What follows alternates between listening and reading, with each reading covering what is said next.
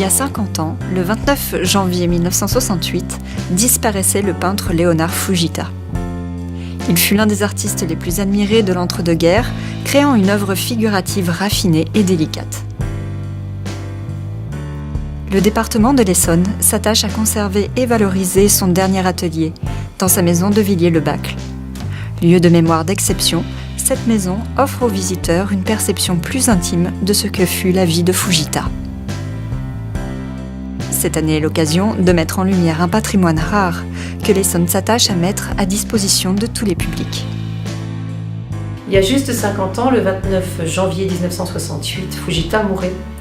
Et nous célébrons cette année les 50 ans donc, de cette disparition.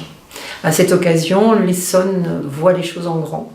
Nous ouvrons à nouveau la maison à partir du 30 janvier et nous vous attendons tous pour redécouvrir l'atelier, mais aussi une nouvelle exposition qui raconte l'installation de Fujita en Essonne. C'est un personnage extrêmement attachant et tout le département va le célébrer pendant toute l'année. Vous aurez une exposition autour de Fujita illustrateur aux archives départementales à partir du mois de mai. Et puis au mois d'octobre, 4 musées vont vous présenter des aspects tout à fait inédits de Fujita.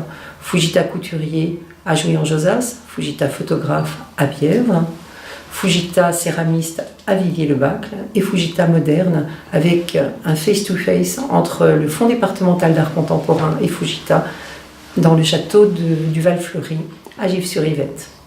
C'est vraiment une année importante et puis au milieu de tout cela, nous aurons également une exposition à Mayol, au musée Mayol, rue de Grenelle, à partir du mois de mars, mais uniquement sur la première partie de la vie de Fujita, c'est-à-dire au moment où il s'installe en France en 1913 jusqu'en 1931.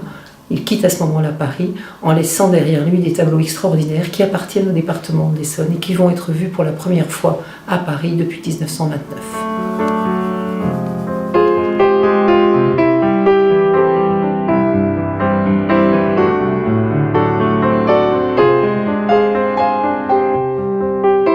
À partir du 30 janvier de cette année, Fujita vous attend à Villiers-le-Bacle. Il a l'air d'être présent.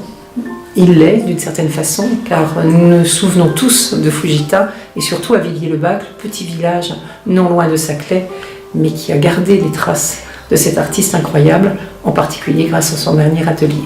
Nous vous attendons. Plus d'infos sur essonne.fr et nos réseaux sociaux.